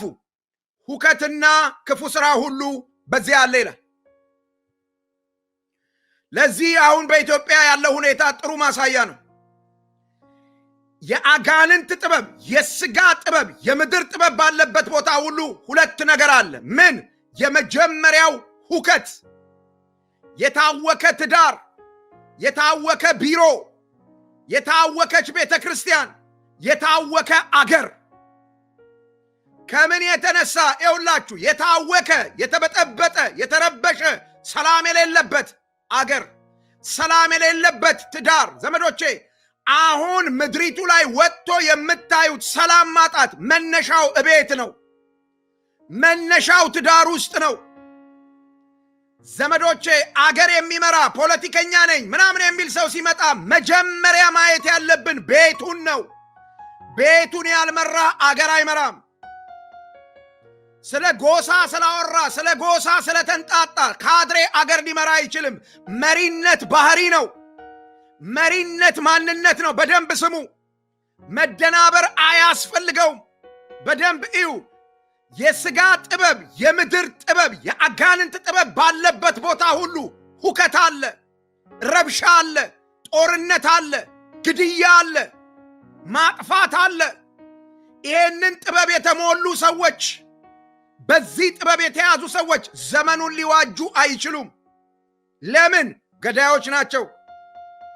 ዘመኑ ላይ ያለ ጥላቻ ይወርሳቸዋል። የታወከ ትዳር፣ የታወከ ጎረቤት፣ የታወከች ቤተ ክርስቲያን። ሁከት በቤተ ክርስቲያን አለ። በደንብ ጥበብ ስለጎደለብን በደንብ ስሙኝ። የምድር ጥበብ፣ የአጋንንት ጥበብ፣ የሥጋ ጥበብ ባለበት ቦታ ክፉ ሥራ ሁሉ አለ። ክፉ ሥራ ሁሉ አለ። ሕፃናት ይደፈራሉ፣ ሴቶች ይደፈራሉ፣ ሰው እንደ እንስሳ ይታረዳል። የክፋት አይነት። አሁን በኢትዮጵያ ያልተሞከረ ክፋት ምን አለ? እኔ እንደማምነው ከሆነ ሰይጣን ራሱ አሁን ከኛ የሚኮርጅ ይመስለኛል። እኛ ያላደረግነው በእኛ ያልተገለጠ ክፋት ምን አለ? ከቤተ መንግሥት እስከ ቤተ ክህነት፣ ከቤተ ክርስቲያን እስከ መስጊድ፣ ከልሂቃን እስከ ተራው መሃይም ድረስ ያልተገለጠ ክፋት ምን አለ? ከአገር መሪ፣ ፖለቲከኛ፣ ልሂቃን ማን ነው እሱ ከክፋት የነጻ? ጥበብ የጎደለው ሰው። ክፉ ሥራ ሁሉ አለ። ሌብነት አለ፣ ዘራፊነት አለ፣ አስገዳይነት አለ፣ ውሸታምነት አለ፣ ጥላቻ አለ። ክፉ ሥራ ሁሉ አንድም ሳይቀር ምን ባለበት? የአጋንንት ጥበብ ባለበት፣ ከሥጋ የሆነ ጥበብ ባለበት፣ ይሄንን የተሞሉ ሰዎች ባሉበት። የኔ ወንድሞችና እህቶች፣ ዘመኑን ለመዋጀት በዚህ ጥበብ አይቻልም። በዚህ ጥበብ እየተመላለሱ ዘመኑን መዋጀት አይቻልም። በዚህ ጥበብ እየተመላለሱ ዘመኑን መግዛት አይቻልም። በዘመኑ ላይ መሰልጠን፣ ዘመኑን ለእግዚአብሔር ክብር ማዋል አይቻልም። ዘመኑን ለበጎ ሥራ ማዋል አይቻልም። ታዲያ በየትኛው ጥበብ ነው እሱ ዘመኑን መዋጀት የሚቻለው? ሁለተኛው የጥበብ አይነት ላይኛይቱ ጥበብ ግን ይላል መጽሐፉ በግልጽ ሲነግረን፣ በመጀመሪያ ንጽሕት ናት ይላል። ዋው! በመጀመሪያ ንጽሕት ናት። የአስተሳሰብ ንጽሕና፣ የንግግር ንጽሕና፣ የተግባር ንጽሕና። ዘመዶቼ፣ ላይኛውን ጥበብ የተሞሉ ሰዎች አገር አይሰርቁም። ላይኛይቱን ጥበብ የተሞሉ ሰዎች እጃቸውን በደም ታጥበው በስልጣን ዙፋን ላይ ለመቀመጥ አይንቀሳቀሱም። የድሃ ልጅ አሳርደው፣ የድሃ ልጅ አጥፍተው፣ የድሃ ልጅ ሰውተው እነሱ የአገር መሪ አይሆኑም። አገሪቱ እንድትፈወስ ከተፈለገ መሪዎች እጃችሁን ከደም ታጠቡ። ንጹሕ እጅ ያስፈልጋል። የማይሰርቅ እጅ። ከዚህ የድሃ ሕዝብ አንደበት ነጥቆ ሰርቆ አውሮፓና አሜሪካ ደብቆ የሚበላ እጅ ቆሻሻ ነው፣ ቆሻሻ ነው። የእሱን ልጆች በአውሮፓ በአሜሪካ እያስተማረ የገበሬ ልጅ በኢትዮጵያ የሚያሳርድ እጅ ቆሻሻ ነው፣ ተበላሽቷል፣ ረክሷል። ላይኛይቱ ጥበብ ያለችው ሰው እጁ ንጹሕ ነው። የሥነ ምግባር ንጽሕና፣ የንግግር ንጽሕና፣ የአስተሳሰብ ንጽሕና፣ የግንኙነት ንጽሕና። ላይኛይቱ ጥበብ ስትሞላብን ትዳራችን ንጹሕ ይሆናል፣ ቤታችን ንጹሕ ይሆናል። ንጽሕና የሚጀምረው ከራስ ነው። ንጹሕ አስተሳሰብ የሌለው ሰው ንጹሕ ነገር ሊናገር አይችልም። ንጹሕ ነገር የማይናገር ሰው ንጹሕ ተግባር ሊፈጽም አይችልም። ታዲያ ንጹሕ ተግባር የሌለው ሰው፣ ንጹሕ ንግግር የሌለው ሰው፣ ንጹሕ ሐሳብ የሌለው ሰው እንዴት አድርጎ ዘመኑን ይዋጃል? ዘመኑን ለመዋጀት ላይኛይቱ ጥበብ ታስፈልገናለች፣ ንጹሕ ተንኮል የሌለባት። ሁለተኛ ላይኛይቱ ጥበብ ታራቂ ናት ይላል። በቀለኛ ናት አይልም፣ ታራቂ ናት። ላይኛይቱን ጥበብ የተሞሉ ባልና ሚስቶች ሲጋጩ ፍርድ ቤት ሄደው እንፋታ አይሉም። ልጆችን አደባባይ አውጥተው አይበትኑም፣ ይታረቃሉ። ጥበብ የሞላባቸው አገልጋዮች ይታረቃሉ። ጥበብ የሞላባቸው ፖለቲከኞች ይታረቃሉ። ጥበብ የሞላባቸው የአገር መሪዎች ይታረቃሉ። ለእርቅ በራቸው ዝግ አይደለም። ለእርቅ በራቸው ዝግ አይደለም። ስለ እርቅ አልሰማም አይሉም። ላይኛይቱ ጥበብ የሌለበት ሰው ግን ስለ እርቅ አያወራም። ታዲያ ስለምን ያወራል? ስለ በቀል፣ ስለ በቀል። ታዲያ ዘመኑን በበቀል መዋጀት ይቻላል? አይቻልም። በመታረቅ ትግሬዎች ከአማራዎች ጋር ታረቁ፣ ኦሮሞዎች ከትግሬዎች ጋር ታረቁ፣ ወላይታዎች ከአማራዎች ጋር ታረቁ፣ አፋሮች ከሶማሌዎች ጋር ታረቁ። ጥበብ ከሰማይ የመጣው ጥበብ ይሄ ነው። እንደ እግዚአብሔር አገልጋይ በእግዚአብሔር ቃል እውነት መሰረት የምናገረው ይሄንን ነው። አገልጋዮች ከአገልጋዮች ጋር ታረቁ። የኔን ሃይማኖት ካልተከተለ ሐሰተኛ ነው መጥፋት አለበት ብላችሁ ከተለያየ ሃይማኖት ድርጅት ጋር በነፍሰ ገዳይነት የምትተያዩ፣ ጥላቻን፣ ነፍሰ ገዳይነትን የማንቂያ ደውል ብላችሁ የምትሰብኩ፣ ከዚህ ድሃ ሕዝብ መቀነት ፈታችሁ የምትበሉትን እንጀራ ብቻ የምታስቡ ታረቁ። መጀመሪያ ከራሳችሁ ጋር ታረቁ፣ ከዚያ ከሰው ጋር ታረቁ። ላይኛይቱ ጥበብ ይሰማል። ላይኛይቱ ጥበብ ታራቂ ናት። ባሎች ከሚስቶቻችሁ ጋር ታረቁ። ልጆች ከወላጆቻችሁ ጋር ታረቁ። ወላጆች ከልጆቻችሁ ጋር ታረቁ። አሰሪዎች ከሰራተኞቻችሁ ጋር ታረቁ። ጠበኝነት ላይኛይቱ ጥበብ አይደለችም። መጽሐፍ ቅዱስ እንዲህ ብሎ ይናገራል። ለሰዎች ኃጢአታቸውን ይቅር ባትሉ የሰማዩ አባታችሁ ኃጢአታችሁን ይቅር አይላችሁም ይላል። ይመስልሃል? ኦሮሞ ወንድሜ አማራን በጥርስ ነክሰ፣ ትግሬን በጥርስ ነክሰ መንግሥተ ሰማይ የምትገባ ይመስልሃል? አትገባም። በመዝሙር አይገባም መንግሥተ ሰማይ፣ በመለወጥ ነው የሚገባው። በደንብ ስማኝ። በመስበክ አይገባም መንግሥተ ሰማይ። አንዱን ጎሳ ጠልተህ አንዱን ጎሳ በጥርስ ነክሰህ አንዱ ጎሳ እንዲጠፋ የጾም ጸሎት እያወጅክ መንግሥተ ሰማይ የምትገባ ይመስልሃል? አትገባም። ጸሎትህም አይሰማም። የምትጸልየው ወደ እውነተኛው አምላክ አይደለም። እውነተኛው አምላክ እንደዚህ ይልሃል፣ ጾም ጸሎት ይዘህ ፍርድ የምትጠይቅለትን ጎሳ ታረቀው ሂድና። ላይኛይቱ ጥበብ በመታረቅ አሸንፍ። እስቲ እንዲህ በሉና ጻፉ ዘመዶቼ፣ በመታረቅ አሸንፋለሁ በሉ። በመታረቅ የምናሸንፈው ምንድን ነው? እሱ ጥላቻን፣ ነፍሰ ገዳይነትን በመታረቅ አሸንፋለሁ በሉስ።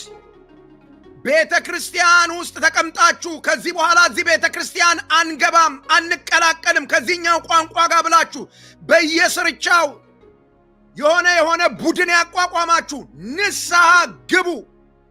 ያለ እኔ ልትኖሩ አትችሉም። ክርስቶስን የምታምኑ ከሆነ የፈለገው ዘር ይኑረኝ፣ መታረቅ ያስፈልገናል።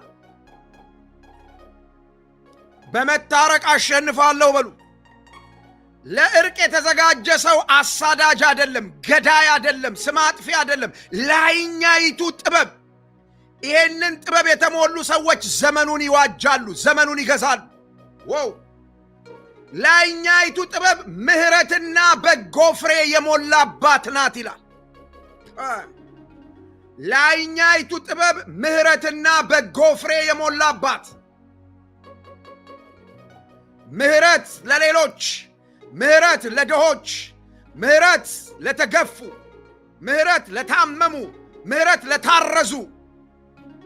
ጠመንጃ መግዣ ገንዘብ የምታዋጡ ከሀገር ውጭ የምትኖሩ ክርስቲያን ነን የምትሉ፣ ደግሞም የሆነ ሃይማኖት አለኝ የምትሉ፣ አንዱ ጎሳ እንዲጠፋ ሌላ ጎሳ እንዲኖር ጠመንጃ መግዣ የምታዋጡ የተበላሸ ጭንቅላት ነው። ላይኛይቱ ጥበብ ያለው ዘር ግን ምሕረት ያደርጋል። አሁን ለኢትዮጵያ ሕዝብ የሚያስፈልገው የጉድጓድ ውሃ ነው፣ ጠመንጃ አይደለም። አሁን በኢትዮጵያ ላሉ ሕፃናት የሚያስፈልጋቸው ክሊኒክ ነው። የዘር ወሬ አይደለም፣ ጥላቻ አይደለም። መታረቅ፣ ምሕረት ማድረግ፣ እጅን ለመልካም ነገር መዘርጋት። ለቤተ ክርስቲያን አሁን የሚያስፈልገው ይሄ ነው። ድገሙና ተናገሩ ዘመዶቼ፣ በመታረቅ አሸንፋለሁ በሉ። ከዚህ ቀን በኋላ ጠበኞችን አትስሙ ዘመዶቼ። በወንድም ላይ እንድትነሳ፣ በወንድም ላይ እንድታምጽ ዘር እየቆጠረ ዘመን እየቆጠረ ሲቀሰቅሰ አትቀስቀስለት። አልሰማም በለው። አንተ ላይኛይቱ ጥበብ ሞልታብህ ከሆነ መጽሐፍ እንደዚህ ብሎ ይናገራል፣ ለሚያሳድዷችሁ ጸልዩ፣ ክፉ ለሚያደርጉባችሁ ሰዎች መልካም አድርጉ፣ በመልካም መልሱላቸው ይላል። የሚገርም ነገር ነው ዘመዶቼ። ወንጌልንና ፖለቲከኛነትን መለየት አለብን። ፖለቲከኞች ባጠጡን መዓት። አንዳንድ ሰዎች እንዲህ ይላሉ፣ አንተ ራስህ እኮ ፖለቲካ እየተናገርክ ነው። ኖ አይደለም፣ ወንጌል ነው የማወራው። ስማ፣ አክቲቪስቶችና ፖለቲከኞች ያጠጡን መርዝ እንድትተፋው ነው የምናገረው በእግዚአብሔር ቃል። ላይኛይቱ ጥበብ። አንዳንድ ሰዎች እንደዚህ ይላሉ፣ የእንትና ደጋፊ ነው። እኔ ማንም ደጋፊ አይደለሁም። እኔ የምደግፈው ኢየሱስ ነው። አበቃ። ኢየሱስ። ከዚህ ቃል ውጭ የወጣ የህይወት ስርዓት ሁሉ እኮንናለሁ በእግዚአብሔር ቃል። እልቅ የእግዚአብሔርን ቃል ስማ። ምሕረትና በጎ ፍሬ የሞላባት ናት ይላል። ዋው! ምሕረት የሞላበት ሰው፣ በጎነት የሞላበት ሰው፣ ደግነት የሞላበት ሰው። እናንተዬ ክፉ ነበር ከመባል ደግ ነበር መባል እንዴት ደስ ይላል። ላይኛይቱ ጥበብ እንዲህ ናት ይላል። ስለ ላይኛይቱ ጥበብ እንደዚህ ብሎ ይናገራል፣ ጥርጥርና ግብዝነት የሌለባት ናት ይላል። ላይኛይቱ ጥበብ ያለችው ሰው ግብዝ አይደለም። ግብዝ ማለት ያልሆነውን ሆኖ የሚያሳይ ማለት ነው። ግብዝ ማለት ያልሆነውን ነኝ የሚል ሰው ማለት ነው። የሚጣጣር፣ ጻድቅ ሳይሆን እንደ ጻድቅ፣ እግዚአብሔርን ሳይፈራ እግዚአብሔርን እንደሚፈራ ሰው፣ እውነተኛ ሳይሆን እንደ እውነተኛ አክት የሚያደርግ፣ የእውነትን መንገድ ሳይዝ እንደ እውነተኛ የሚንቀሳቀስ ላይኛይቱ ጥበብ ያለችበት ሰው፣ ይሄንን የተሞላ ሰው ግብዝ አይደለም። የተደበቀ ማንነት የለውም። የተደበቀ አጀንዳ የለው። ወይ ነጭ ነው ወይ ጥቁር ነው። አበቃ። ለምን ትሰቃያለህ ወንድሜ? ለምን ትሰቃያለሽ እህቴ? በሁለት ማንነት እዚህ ጋር ነጭ ነኝ ሲሉሽ እዚህ ጋር ጥቁር ነህ ሲሉ እዚህ ጋር ነጭ። ለምን መከራህን ታያለህ? ላይኛይቱ ጥበብ ያለችው ሰው ከግብዝነት ነፃ ይወጣል። ያመነበትን ይናገራል፣ ያመነበትን ይኖራል። ከግብዝነት ነፃ የሆነ ሰው። ጌታችን ኢየሱስ በዚህ ምድር ባገለገለ ጊዜ ስለ ግብዞች እንዲህ ብሎ ተናገረ። እናንተ ግብዞች አላቸው። እነማንን ይሄንን ያላቸው? በእግዚአብሔር እውነት ላይ በእግዚአብሔር መንገድ ላይ አይደሉም፣ ግን የእግዚአብሔር ሰዎች ነን ይላሉ። የእግዚአብሔር ሰዎች ነን፣ የእግዚአብሔር ወኪሎች ነን የሚሉ ሰዎች ነበሩ። እግዚአብሔር የላከውን ኢየሱስን የሚቃወሙ። ይኸው በደንብ ስሙ። ኢየሱስ ክርስቶስ ሲሰበክ የሚቃወም ሃይማኖት ግብዝ ነው። ኢየሱስ ክርስቶስ ብቻ አዳኝ ነው ሲባል የሚቆጣ ሃይማኖት፣ ይሄን የሚቃወም ሃይማኖት ግብዝ ነው። የእግዚአብሔር አይደለም፣ እግዚአብሔር የለበትም። ይሄን በግልጥ መንገር ያስፈልጋል። ተሸፋፍነን መጥፋት የለብንም። እውነቱን መነጋገር አለብን። አዎ የኔ ሃይማኖት ስለ እግዚአብሔር ነው የሚያወራው የምትል ከሆነ አብ የላከውን ሰው ሊያድን ለሰው ሊሞት የኃጢአት ይቅርታ ሊሰጥ የመጣውን ኢየሱስን በማመን ነው የሚጀምረው። ኢየሱስ ክርስቶስን የሚገፉ የሃይማኖት ድርጅቶች ሁሉ ግብዞች ናቸው። ብዙ የሃይማኖት ስርዓት ሊኖራቸው ይችላል። ብዙ ካባ ሊኖራቸው ይችላል። ብዙ በዓል ሊኖራቸው ይችላል። ብዙ ትልልቅ የሆኑ የገዘፉ በፖለቲካው አካባቢ ሁሉ የሚታወቁ መሪዎች ሊኖራቸው ይችላሉ። ግብዞች ናቸው። እውነት ማን ነው? ኢየሱስ። ኢየሱስ አንድ አምላክ ነው ያለው። 3-4 አምላክ የለም። አንድ አምላክ ነው ያለው ብራዘር። እዛ ጋር ለሙስሊሙ ሌላ አምላክ፣ እዛ ጋር ለኦርቶዶክሱ ሌላ አምላክ፣ እዛ ጋር ለፕሮቴስታንቱ ሌላ አምላክ የለም። አንድ አምላክ ነው ያለው። ያ አምላክ እግዚአብሔር አብ፣ እግዚአብሔር ወልድ፣ እግዚአብሔር መንፈስ ቅዱስ አንድ አምላክ ይባላል። መጽሐፉ የሚያወራው ነው። ሁለት እውነት የለም፣ አንድ እውነት ነው ያለው። ብቸኛው እውነት መጽሐፍ ቅዱስ ነው። ብቸኛው እውነት መጽሐፍ ቅዱስ ግደል ብሎ ማስተምረው ለምን እንደው ታውቃላችሁ? የሌላ ሃይማኖት መጽሐፍ እንዲገድል ሰውን ያስተምራል። ይሄ መጽሐፍ ግደል ብሎ አያስተምርም። ለምን ያላችሁ እንደሆነ እውነት ስለሆነ። እንደውም ሰው ውደድ ይላል ይሄ መጽሐፍ። እንደውም ሰውን ይቅር በል ይላል ይሄ መጽሐፍ። ጠላትህን አብላው ይላል ይሄ መጽሐፍ። አንድ እውነት ነው ያለው፣ ይሄ ብቻ፣ ሌላ እውነት የለም። ስለዚህ ምድሪቱ ከግብዝነት ነፃ መውጣት አለባት። ላይኛይቱን ጥበብ ስትሞላ ምን ትሆናለህ? በሃይማኖት ስም አታመቻምችም። ወንጌል ሰባኪዎች በደንብ ስሙ። ወንጌል ሰባኪ ነኝ፣ የወንጌል አገልጋይ ነኝ፣ የወንጌል አስተማሪ ነኝ የምትሉ መቻቻል የምትሉ ሰዎች የምንቻቻልበት እውነት የለም። እውነቱን መነጋገር ነው የሚያስፈልገው። መቻቻል ካስፈለገ እውነቱን ስንነጋገር ለመደማመጥ መቻቻል ያስፈልገናል። ለምን? በመካከላችን ሚስ አንደርስታንዲንግ እንዳይፈጠር፣ ጥላቻ እንዳይፈጠር። ከዛ በተረፈ ግን 3-4 እውነት አንድ ላይ ሊቻቻል አይችልም። እውነት አንድ ነው። ብዙ እውነት የለም፣ አንድ እውነት ነው ያለው። ባካችሁ ጻፉልኝ፣ እውነት አንድ ነው በሉ። ከማን አገሪቱንም የምትመሩ የአገር መሪዎች ውሸት ላይ ቆማችሁ ህዝብ ልታቻችሉ አትችሉም። እውነት አንድ ነው። ይህንን ወቁ። ለፖለቲካ መረጋጋት ሲባል እውነትን ከውሸት ጋር ልታጋቡት አትታገሉ። እውነትን ከውሸት ጋር ልታቻችሉት አትታገሉ። ውሸትና እውነት ሊቻቻሉ አይችሉም።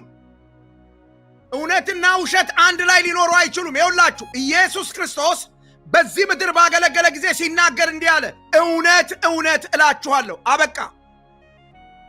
እውነት እውነት፣ አንድ እውነት ነው ያለው፣ እሱም የእግዚአብሔር ልጅ ኢየሱስ።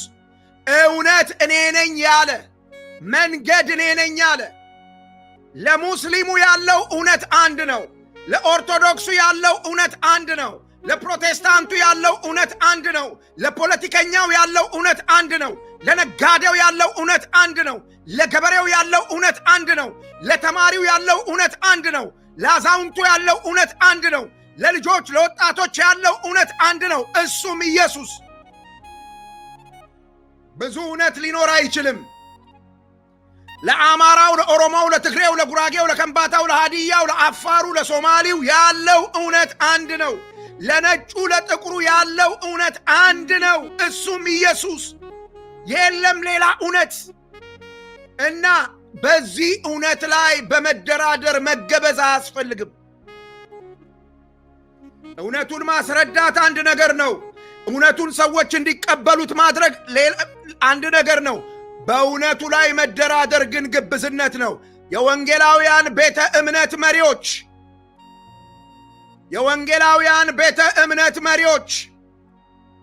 እውነት ላይ መደራደር አቁሙ። እውነትን ይዛችሁ ቁሙ። አንድ እውነት ነው ያለው። ሕዝባችንን ግራ አታጋቡት፣ አትገበዙ። በፖለቲካ መንበር ላይ አንቱ ለመባል አትገበዙ። እውነትን ተናገሩ። ይቅርባቸው የፖለቲካ መንበሩ። አንድ እውነት ነው ያለው፣ እሱም የእግዚአብሔር ልጅ ኢየሱስ።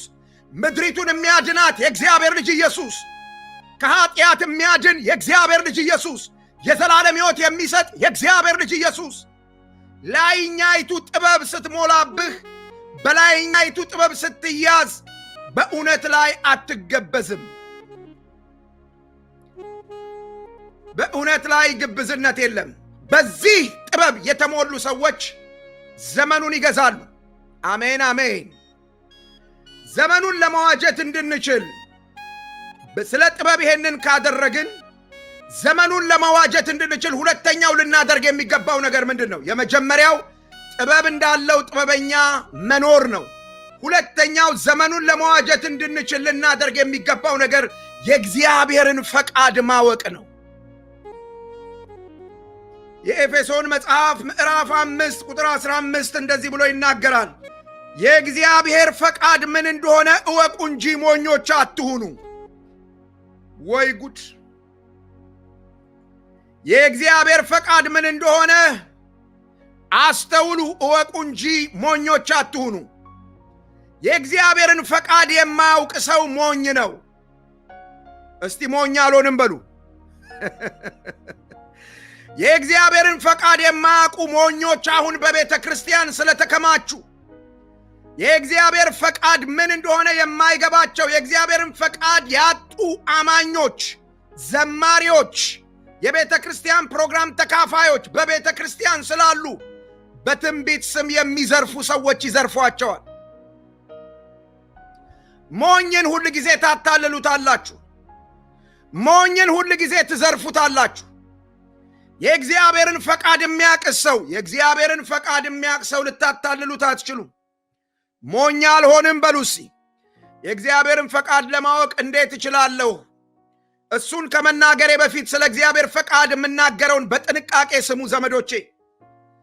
አሁን ብዙ ጊዜ የእግዚአብሔር ፈቃድ ሲባል ለእኛ የሚመስለን እኛ የምንፈልገውን ነገር የጸለይነውን ነገር ስንቀበል የእግዚአብሔር ፈቃድ፣ የጸለይነውን ነገር ካላገኘነው ግን የእግዚአብሔር ፈቃድ አይደለም እንላለን።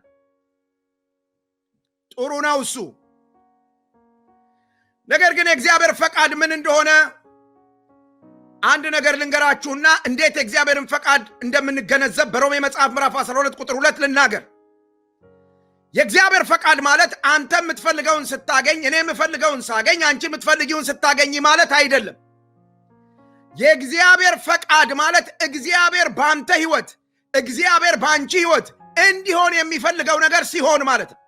የእግዚአብሔር ፈቃድ እግዚአብሔር በሕይወትህ እንዲሆን የሚፈልገውን አለማወቅ ሞኝነት ነው። የእግዚአብሔርን ፈቃድ እወቁ ይላል ሮሜ መጽሐፍ ምዕራፍ 12 ቁጥር 2 ስለ እግዚአብሔር ፈቃድ ሲናገር እንዲህ ይላል፣ የእግዚአብሔር ፈቃድ በጎ ደስ የሚያሰኝና ፍጹም ነው ይላል። ሶስት ዋና ነገሮች በደንብ ስሙ። የእግዚአብሔር ፈቃድ በጎ ነው። ጻፉ ይሄንን። የእግዚአብሔር ፈቃድ በጎ ነው። 1 የእግዚአብሔር ፈቃድ ደስ የሚያሰኝ ነው። 2 የእግዚአብሔር ፈቃድ ፍጹም ነው። 3 ግን አሁን እዚህ ጋር መጽሐፉ እንዲህ ብሎ ይናገራል። በጎ ደስ የሚያሰኝና ፍጹም የሆነውን የእግዚአብሔርን ፈቃድ ታውቁ ዘንድ በአእምሯችሁ መታደስ ተለወጡ እንጂ ይሄንን ዓለም አትምሰሉ ይላል። አያችሁት? በዓለማውያን ማይንድ ሴት፣ በዓለማውያን አስተሳሰብ የእግዚአብሔርን ፈቃድ ማወቅ አይቻልም። ታዲያ የእግዚአብሔርን ፈቃድ እንዳውቅ ምን ያስፈልገኛል? በአስተሳሰቤ መለወጥ፣ እንደ ዓለማዊ ሰው ማሰብ ማቆም እና እንደ መንፈሳዊ ሰው ማሰብ መጀመር አለብኝ። መንፈሳዊ ሰው ስሆን፣ እንደ መንፈሳዊ ሰው ሳስብ የእግዚአብሔር ፈቃድ በጎ የሚሆነው ለእኔ ሳይሆን ለራሱ ለእግዚአብሔር ነው። የእግዚአብሔርን ፈቃድ በትክክል እንድንገነዘብ ማቴዎስ ወንጌል ምዕራፍ 26 ጌታችን ኢየሱስ ያደረገውን ነገር ልንገራችሁ። ስለ እግዚአብሔር ፈቃድ ጌተሰማኒ የሚባል ቦታ ጌታችን ኢየሱስ በደረሰ ጊዜ በምድር ላይ የላቡ ነጠብጣብ እንደ ደም ነበር ይላል መጽሐፍ። የላቡ ወዝ እንደ ደም ነጠብጣብ በምድር ላይ ይፈስ ነበር። ጌታ ኢየሱስ ሲጸልይ በከፍተኛ ጭንቀት ውስጥ ነበር። እንደዚህ ብሎ ጸለየ፣ አባቶይ ብትወድስ ይህች ጽዋ ከኔ ትለፍ ብሎ ጮኸ። ከዚያ በኋላ ግን አንድ ነገር አለ፣ እኔ የምፈልገው ሳይሆን ያንተ ፈቃድ ይሁን አለ። የእግዚአብሔርን ፈቃድ መረዳት ማለት ይሄንን አእምሮ መያዝ ማለት ነው። ስለዚህ የጌታችን የኢየሱስ ክርስቶስ እንደዛ መሰቃየት፣ እንደዛ መጨመቅ፣ እንደዛ በመስቀል ላይ መዋል የማን ፈቃድ ነው? የእግዚአብሔር ፈቃድ። ለማን ነው በጎነቱ? ለእግዚአብሔር። ለጌታ ኢየሱስስ አስጨናቂ ነው። ይሄንን ለመገንዘብ በአእምሮአችሁ መታደስ ተለወጡ። በዚህ አስተሳሰብ የተሞሉ ሰዎች ዘመኑን ይዋጁታል። የእግዚአብሔር ፈቃድ ይገባቸዋል። ልብ በሉ። የእግዚአብሔር ፈቃድ ኢየሱስን አላስደሰተውም፣ አብን ያስደሰተው። በሱ ደስ የሚለኝ የምወደው ልጄ ብሎ የተናገረለትን አብን ኢየሱስ በመስቀል ላይ ሲሰቀል፣ ያ መከራ በላዩ ላይ ሲያርፍ፣ ያ ቅጣት በላዩ ላይ ሲያርፍ እግዚአብሔር ደስ አለው። ከተቆጣው ቁጣ ዘመዶቼ በእኔና በእናንተ ላይ እግዚአብሔር ተቆጥቶት የነበረው ቁጣ የበረደው እግዚአብሔር ኡፎ ያለው ልጁ ኢየሱስ ክርስቶስ ሲሰቃይ ነው። የማን ፈቃድ ነበረ እሱ? የእግዚአብሔር ፈቃድ። ለማን ነው እሱ ደስ የሚያሰኘው? ለእግዚአብሔር። ይሄንን የሚረዳ አእምሮ ያለው ሰው ዘመኑን ይዋጃል። በአእምሮአችሁ መታደስ ተለወጡ እንጂ ይሄንን ዓለም አትምሰሉ። የእግዚአብሔር ፈቃድ ፐርፌክት ነው። ማንም ኮሬክት አያረገውም፣ ማንም አያርመውም። ልጁን በመስቀል ላይ ሲሰጥ በልጁ ላይ ያ ሁሉ መከራ ሲወርድበት የማ ፈቃድ ነበር? የእግዚአብሔር ፈቃድ። እግዚአብሔር ተሳስቶ ነው? አይደለም፣ ፐርፌክት ነበረ። ይሄንን መገንዘብ የሚችል አእምሮ ዘመኑን ለመዋጀት ምን ያስፈልገኛል? የእግዚአብሔርን ፈቃድ መረዳት መቻል። ሁለተኛ፣ ዘመኑን ለመዋጀት ምን ማድረግ አለብኝ? በመንፈስ ቅዱስ መሞላት። በመንፈስ ቅዱስ መሞላት።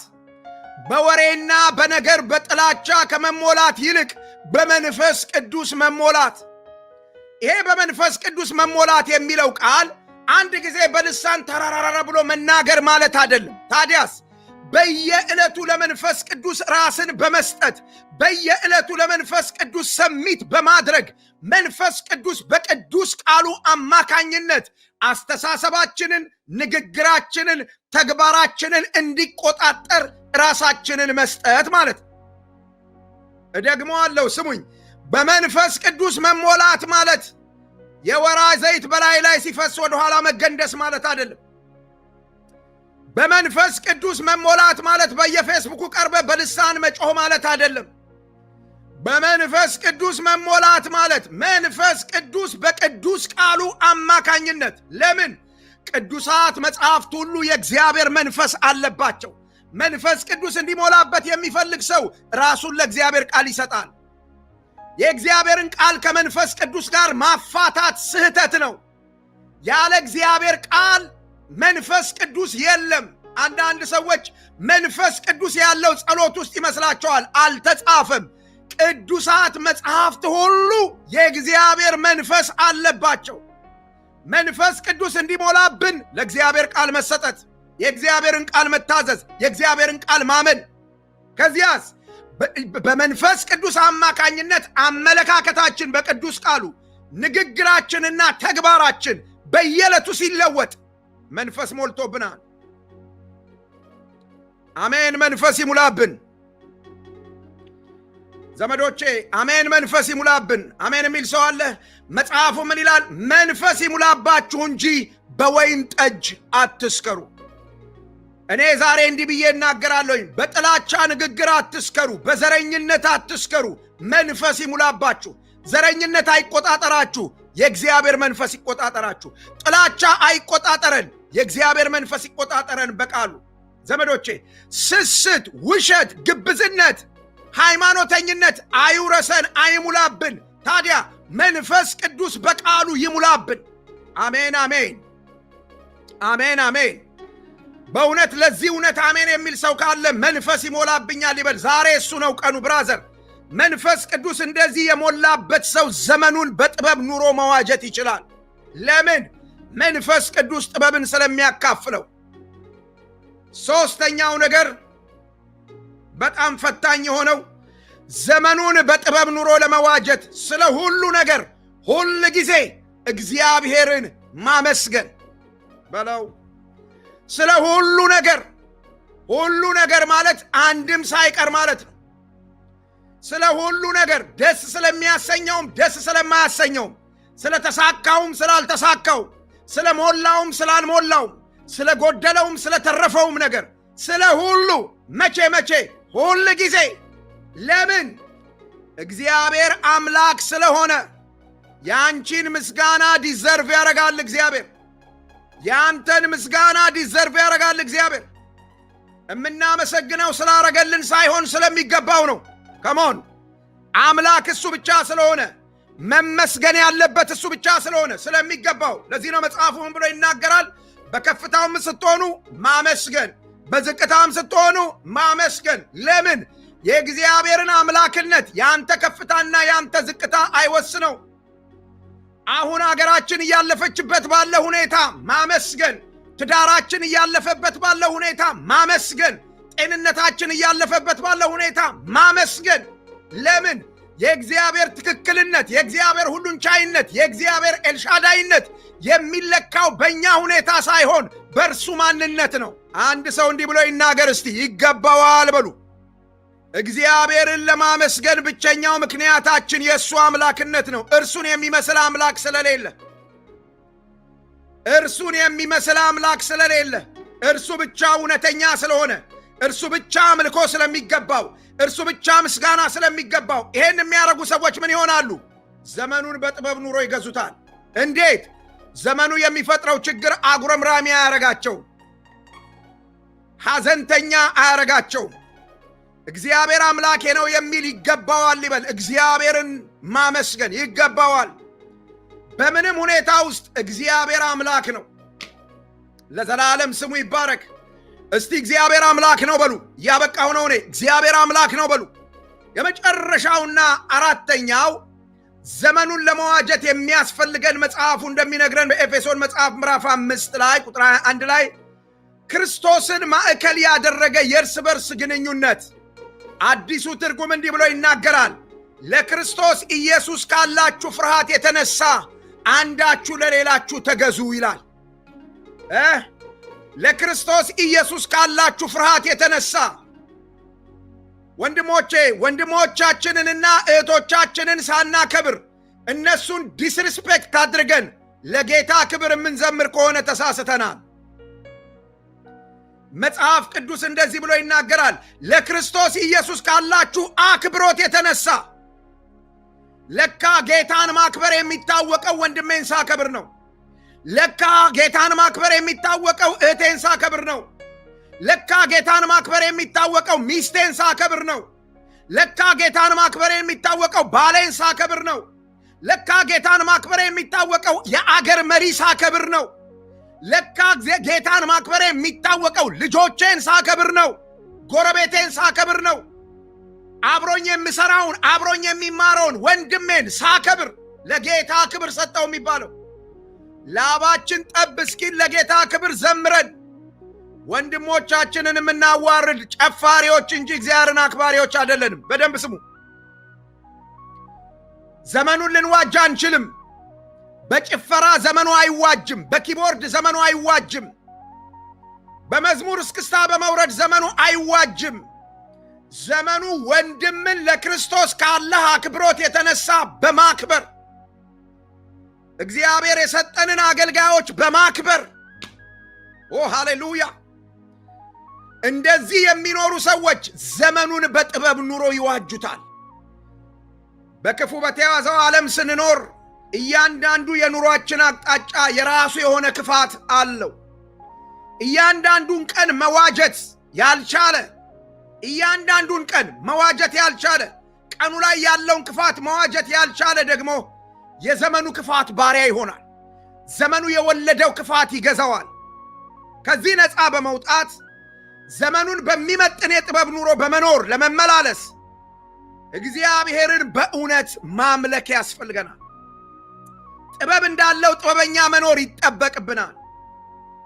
ዘመኑን ለመዋጀት በዘመናችን ጌታን ለማክበር ፈቃዱን ማወቅ፣ በመንፈስ ቅዱስ መሞላት፣ በመንፈስ ቅዱስ መመራት ያሻናል። እንዲህ የሆኑ ሰዎች ዘመኑን በጥበብ ይዋጁታል። ዘመዶቼ፣ ዘመኑ ላይ ለመሰልጠን፣ ዘመኑን ለመዋጀት፣ ዘመኑን በትክክል ለእግዚአብሔር ክብር ለመጠቀም ዛሬ ዘመኑን መዋጀት ወደምንችልበት ብቃት ለመምጣት ዛሬ ላይኛይቱ ጥበብ የምትገኝበትን ጌታን ኢየሱስን ማመን ይጠይቃል። የዚህ ሁሉ ነገር መነሻ ይሄንን ጥበብ የምንካፈልበት ብቸኛው መንገድ በመስቀል የሞተው ከላይ የመጣው ላይኛይቱን ጥበብ ወደ አንቺ ሊያመጣ ወደ አንተ ሊያመጣ የሚችለው የአብ ልጅ ኢየሱስ ክርስቶስ ብቻ ነው።